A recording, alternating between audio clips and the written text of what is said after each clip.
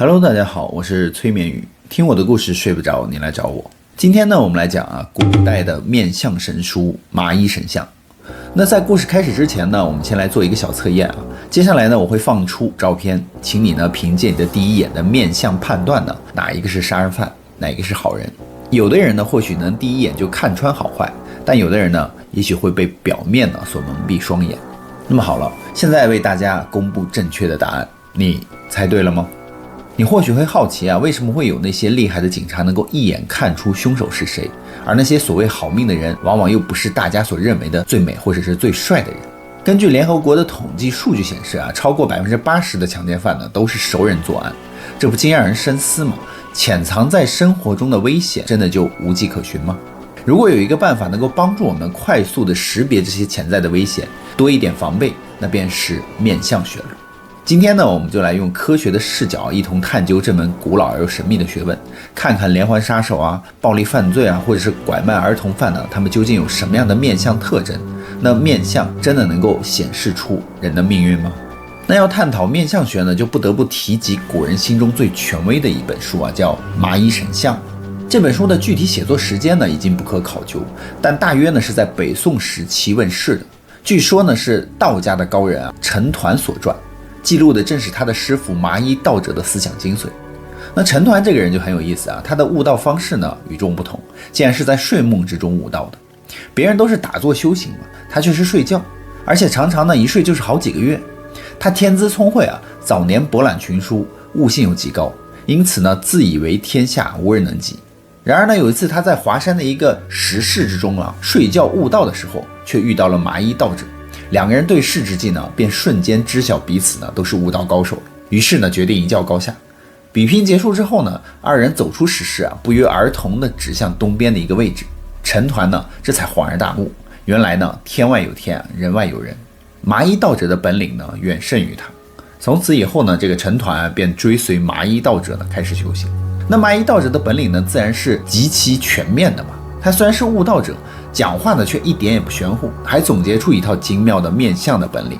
在宋朝的初期呢，这位总爱穿着麻布衣的麻衣道者呢，便在华山的石室内向弟子陈抟呢传授面相学。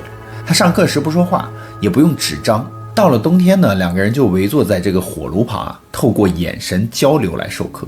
当这个麻衣道者透过眼神呢发现这个陈抟理解有误的时候呢，他便会在这个炉灰上写字，加以详细的说明。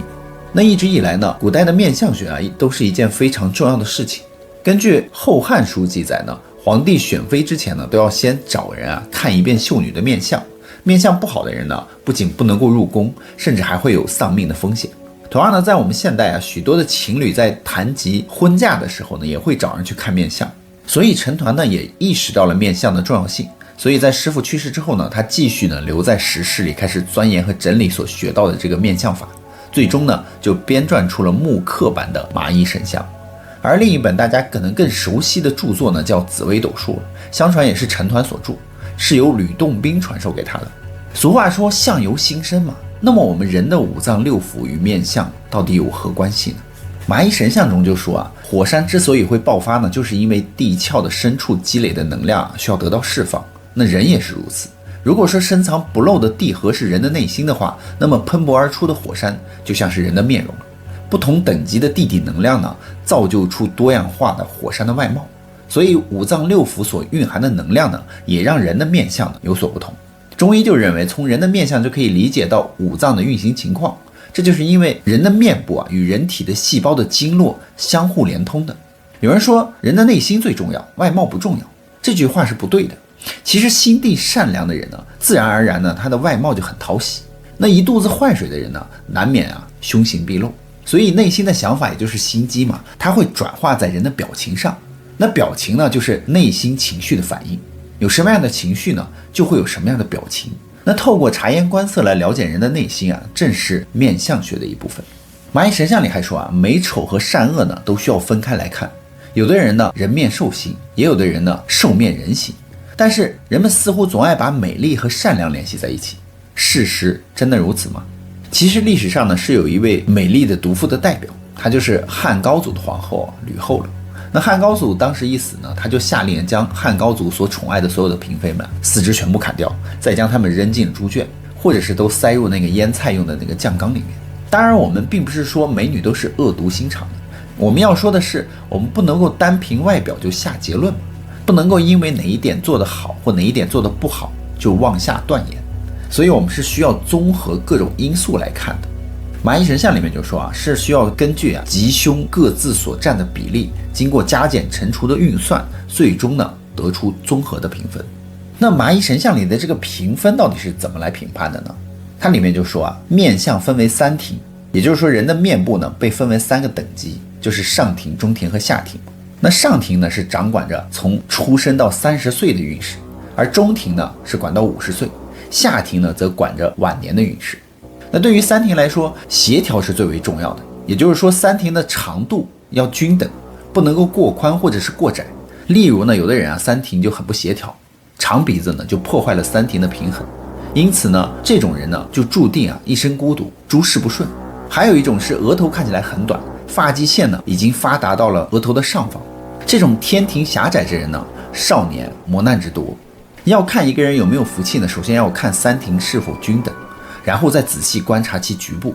只要3庭均等呢，面相通常都不会太差，也就是说及格的分就到手了。而麻衣神相里还说我们看面部呢，还要看面部的5山。相书上是这么写的额头、下巴、鼻子、左颧骨和右颧骨分别对应的是南岳衡山、北岳衡山、中岳嵩山、东岳泰山和西岳华山。首先我们来看一下中岳的鼻子，那鼻子呢代表的就是自己，山呢需要有一定的高度，如果太矮的话呢，只能叫做丘陵了。就位于中部的山呢，必须高过东西南北的各个的山，同样呢，过高呢又显得很孤独。与之相反的，如果周围的山峰高度相同或者是更低的话，便会消失在了山群之中。所以塌鼻子的人一般都没什么主见，但也有特例嘛，比如说鼻子比颧骨还低，按照这种说法呢，他也是一个没有主见和自卑的人吗？其实不是的，因为鼻子虽然塌，但是由于他的颧骨很高，所以他会是一个自尊心很强且十分固执的人，而且什么话都敢说。俗话说，勿以颧骨高治人起争执。我们看西方人的鼻子普遍是不是都比这个东方人所高呢？所以西方人强调呢个人主义，而东方人相对于比较强调于集体主义，从众的心理呢就比较严重。那两侧颧骨呢必须要很好的依托出鼻子，这样才能够达到相互和谐的一个状态嘛。比如说把我们的脸上呢算作是5座山，是山呢就必须展现出力量，显得庄严雄伟嘛。较弱的山脉呢看起来就无精打采，谈不上什么景色，就连河床呢也是枯涩的。所以这种人的面相呢就多为小人，寿命较短。太高的山呢又会寸草不生，动植物呢又无法存活，所以鼻尖尖锐的人呢留不住富贵。有这种鼻子的人呢一生呢穷困潦倒，很难呢听到表扬，可谓一事无成嘛。所以高度合适的山脉就会被森林和绿地所覆盖，万物呢茁壮成长。我们再来看一看这个鼻相，有一种鼻子呢被称为执着型的鼻子。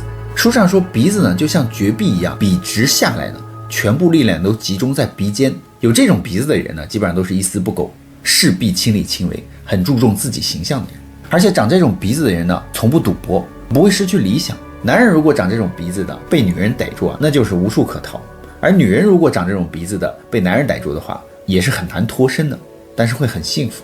还有长那种阶梯鼻子的人会为了自身的利益而不择手段。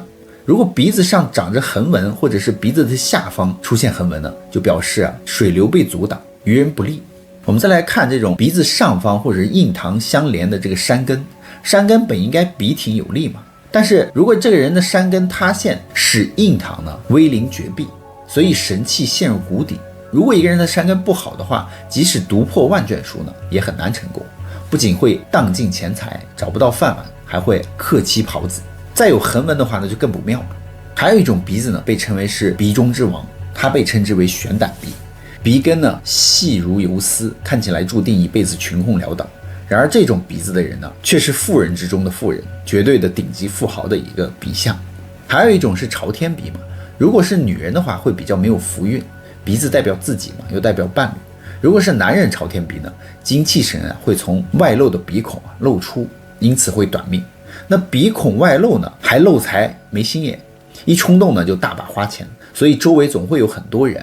还有那种小尖鼻子的长相呢，就是刻薄相，鼻孔小，鼻翼也小，你就可以观察身边有没有这样的朋友。要这种人请客吃饭喝酒啊，估计是等也等不到了。所以交朋友呢，大家可以选择这种长着鼻翼丰满的朝天鼻者，他们有财运，待人厚道，气量恢宏。交这种朋友呢，天天有饭吃，有酒喝。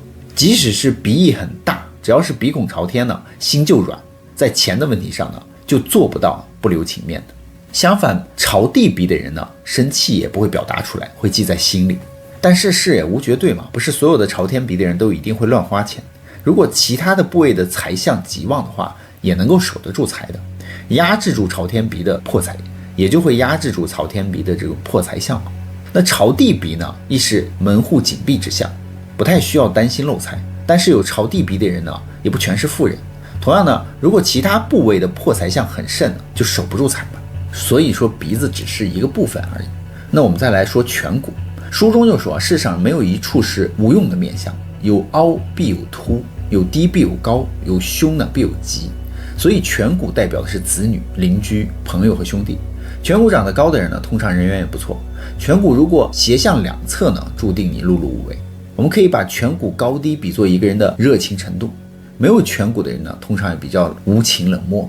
我们可以仔细的观察生活中那些热心肠的大婶啊、大妈呢，就会发现他们中啊，很多人颧骨都很高，他们属于那种刀子嘴豆腐心的人。那朋友之中呢，也会有这样的人，当他处于危难之时呢，别人会牺牲自己来帮助他。当然了，别人有求于他时，他也会非常的敷衍冷漠。这类人呢，通常是完全没有颧骨的，我们可以称之为无心之人。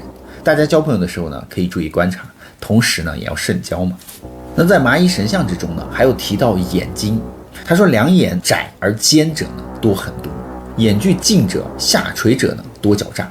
这就暗示了眼距很小的人啊，人品可能存在问题。或许大家听了这么多啊，会质疑这些难道不是迷信吗？还真的是科学吗？然而在2016年呢，上海交通大学的一位教授就发表了一篇很有意思的论文啊，他们就收集了1800多张照片，包括犯罪分子和非犯罪分子的，将这些照片呢放入电脑进行分析。他们最后得出了一个惊人的结论啊，就是犯罪分子和普通人呢长相还真的不一样。